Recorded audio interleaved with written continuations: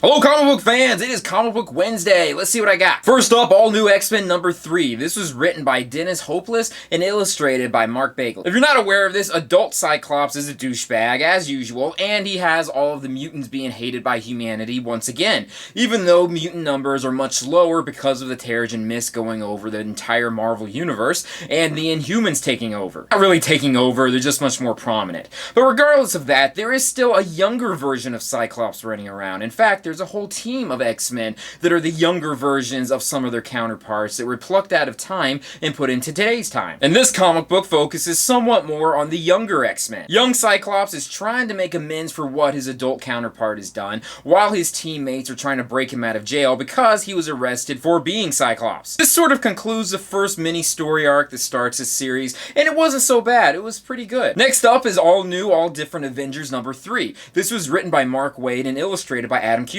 This issue is also the ending of the first mini-arc for this series. The roster is made up of many of the same title characters, but they're different people that are holding these titles. The character of Mr. Griffin, who I don't want to give any spoilers as to who I think he may be, he is a character that's being built up not only in this comic book, but in many other comic books as well. He's a villain in some sorts, but we're not really quite sure who he is. But the ending of this mini-arc solidifies the team as a whole, and all of the team members are now joining under the banner of Iron Man. Although one character is a bit darker, and he may have an ulterior motive that we're not quite sure of. Not yet. Next up, we have Sam Wilson, Captain America number 5. This was written by Nick Spencer and illustrated by Paul Renaud. Captain America's had his genetics messed with, and he's part wolf. Not exactly completely like a werewolf because he has full consciousness. And he's going up against the Serpent Society. Luckily, Misty Knight is coming in to save him. Or help him, you know, whatever. The big thing about this issue, and a lot of people are upset about, some people are happy, some people don't really care too much, and some people are completely against it. They are introducing a new Falcon, and this Falcon is actually part Falcon. Not that he's a mutant, he's been genetically modified where he's part Falcon. He has Falcon eyes, he has Falcon hands, and he has wings. His name is Joaquin Torres, and he could be the new sidekick to Captain America. Or at least that's what they're trying to say in this issue. Next up is The Mighty Thor number 3. This was written by Jason Aaron and illustrated by Russell Dauterman. Basically, this entire issue is Thor versus Loki, or the many versions of Loki. We also get a pretty cool fight between Thor, who happens to be Jane Foster,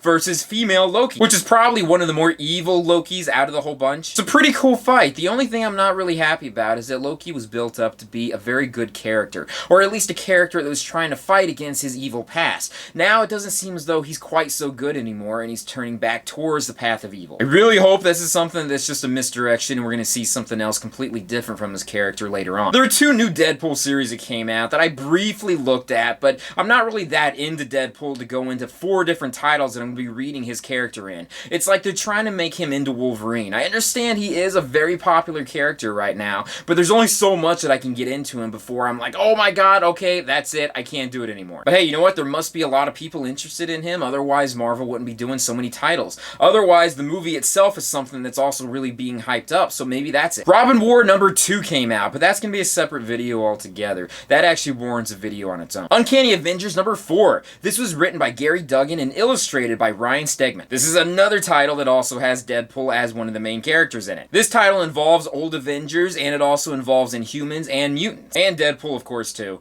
This concludes the first mini-story arc that involved an Inhuman that was a villain by the name of the Shredded Man. This is a pretty good opening storyline. I do like the Cable's part of the team. He'll help to be able to keep Deadpool in line with the older Steve Rogers who's leading the team. Finally, the last comic book I got this week is The Secret Wars number 9 of 9. This was written by Jonathan Hickman and it was illustrated by Esad Ribic. This comic series has been drawn out way too much. The repercussions of what happens after this storyline has already been played out in the Marvel Universe for the past 4 months. But they were really drawing this out. Dr. Doom had obtained ultimate power, or the power of the former Beyonders. Or at least he gave the illusion of that. There was actually a much more complicated answer as to how that worked out, where he was manipulating the Molecule Man. All of the multiverses converged together and were destroyed, and he was able to save certain parts of different realities. And it was all just really convoluted about all of the different storylines taking place, some of which were very cool, others of which really didn't have much sense whatsoever, and then others that may have made some sense, they were mixed in there in the bunch just to make a story that was somewhat like a what-if story. But in the end, some things were put back together, not exactly the way they were, but still somewhat to the point where there are a mixing of some of the realities, where some characters, such as the Spider-Man from the Ultimate Universe, is now part of the regular Marvel Universe, or Marvel Prime. I do have to say they did give a a pretty good explanation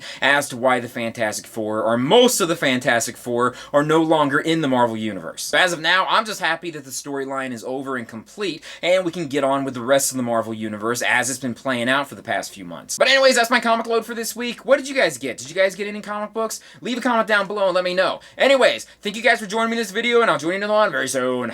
Peace.